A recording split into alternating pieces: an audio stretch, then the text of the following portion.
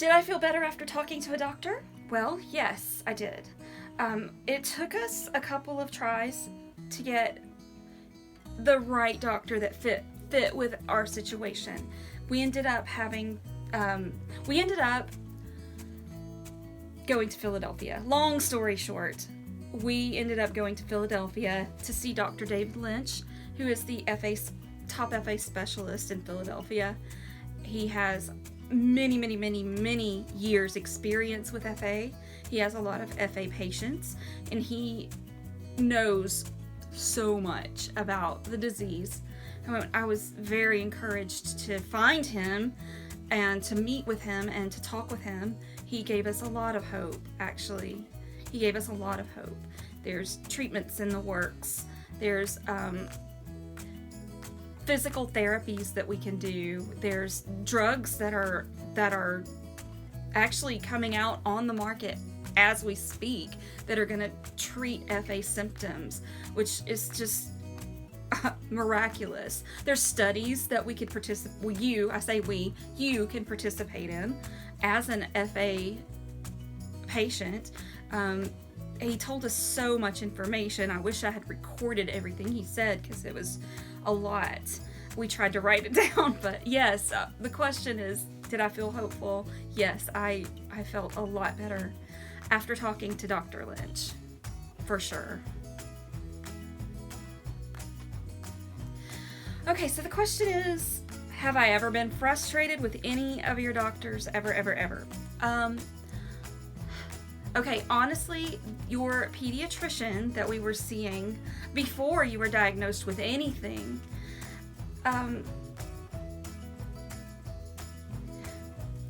she kind of felt like something was off with you. She's a PA, so she, her knowledge and expertise, and that she didn't know what she didn't know. She just knew there was something up with you, with your feet, and you didn't have any reflexes. That was another sign that I forgot to mention earlier. You didn't have reflexes when they hit your knees. So she noticed that. She noticed your scoliosis and your curved feet and the HCM, and she knew something was up. But instead of trying to help us find out what was going on, she kind of shamed us, your dad and I. And that was kind of not cool, but I think she's young and inexperienced, and it kind of, I wouldn't say frustrated me, but it just kind of hurt my feelings, I guess, because it made me feel like she thought that I didn't care about my child. She made me feel like I didn't care about my child. I should be finding out what's going on with you better. And she had some words for me that I didn't particularly appreciate, but that's okay, because, we are all fallen human beings and we all need Jesus. And she's no exception. So I forgive, and it's all good. I wasn't frustrated. It just kind of didn't seem like something that a doctor should be. The words that she said were not professional or encouraging or uplifting. They were shaming words. So that was not cool. But I forgive, I forget, and moved on, and we've got awesome doctors now. And as far as Dr. Lynch and your FA doctors, your orthopedic doctor, which is awesome, your cardiologist, everybody's just been amazing. At the Children's Hospital of Philadelphia, CHOP, everybody has been above and beyond expectations. Everybody's been great. Okay, so the emotional roller coaster of being a mom, having a child diagnosed with FA. At first it was really scary because I didn't know what was going on. I knew something was up, and the more I talked to doctors, the more concerned I got. The doctors, especially, in particular the geneticist, was especially concerned because of all the signs and symptoms that you had.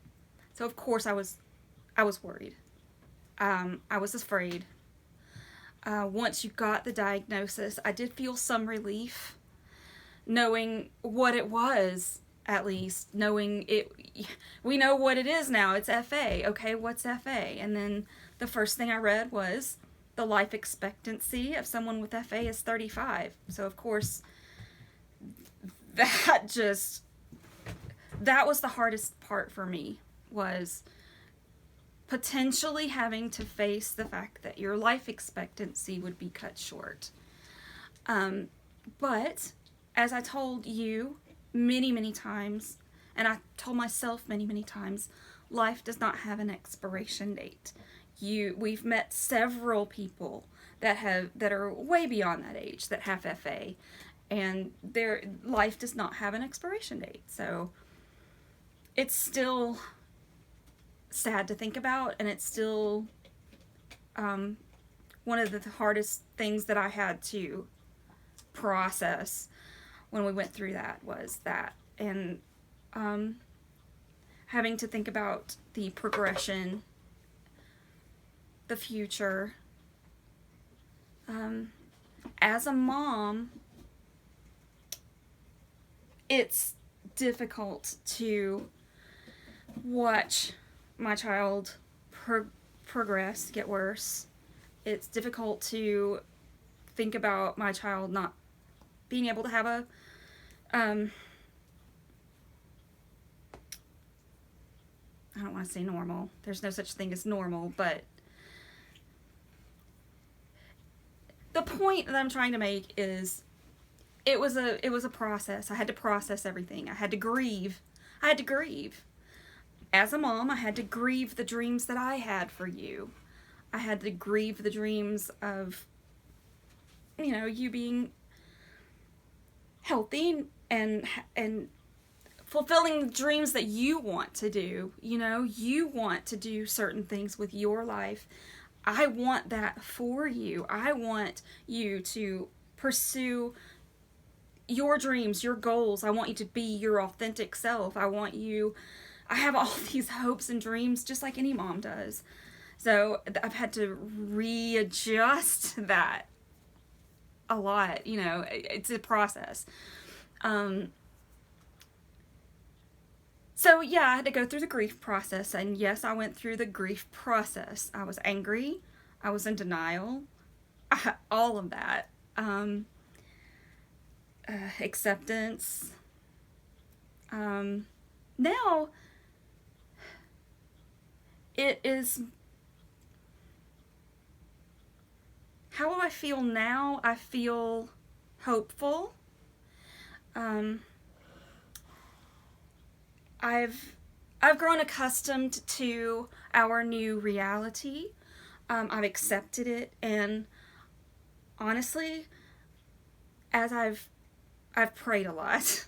I've prayed a lot. I've prayed for you, and I've prayed for us as a family to just trust that everything happens for a reason. God will work everything for good, that this is His will, and it's because He loves us no matter what we go through. And what we go through, ultimately He will work that for good. So I put everything in God's hands, including your disease, including your life. And I have to surrender. We're supposed to do that as Christians, but sometimes it's a day-to-day thing. Sometimes it's a minute-to-minute thing that we have to choose to trust God and put things in His hands. So that's what I do now. I take everything that I have to God. Some days, when you were told that you couldn't participate in cheerleading, it hurt you, so it hurt me. So I took it to God, and God's a big boy, and He can handle our prayers. And if we go to God and say, this ticks me off, she should be able to cheer, but God gets it. He wants us to be real with Him, come to Him in spirit and in truth, and that's what I've done. What I've tried to do, I've tried to put it in God's hands. But I'm human. I feel sadness, I feel anger, I feel depression. There are days that I feel really, really hopeful about your future. There are days that I think, well, Who's to say she won't be a doctor? Who's to say she won't be a physician's assistant? She could be an author. She could be many different things that don't look like what we thought they would look like. But what we thought your life should be, God's will is perfect. So God is the one that's like, He's the one that we need to surrender to and trust and give our lives to. And if this is the path that we go down to fulfill His will, then I'm choosing to trust Him that He loves us, He loves you, and everything is working out for His will. So I tell myself that a lot, and that's my strength, that's my hope. That's where I get my joy. God means it for good in ways that we can't even begin to fathom yet. So that's where I am right now. Advice that I would give to family members of FA patients. Get yourself a support system. Surround yourself with people that care about you, that you care about them. Support each other. Surround yourself with people that are in similar situations. There's support groups galore. Find one. Reach out. Don't go through this alone. There's no reason why anybody has to go through this alone. If you are diagnosed with any kind of devastating disease, find a support group. Do not try to do it alone. Of course, as a Christian, my faith is very important to me, so I would suggest praying, finding a church home, read the Bible. That's just me. Also, I would encourage anyone who has Friedreich's ataxia to do the same thing. Find a support group. Surround yourself with people that are in similar stations in life. Support each other. And also, physical therapy is absolutely key. Pursue physical therapy. Don't give up on physical therapy. It's really, really key. See your doctors regularly and do what they say. Family members,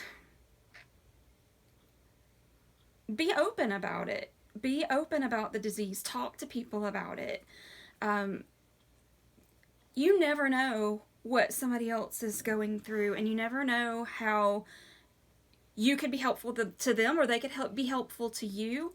You just gotta talk to somebody, get it out there, be open about it, and yeah, I can't say it enough. Find a support group.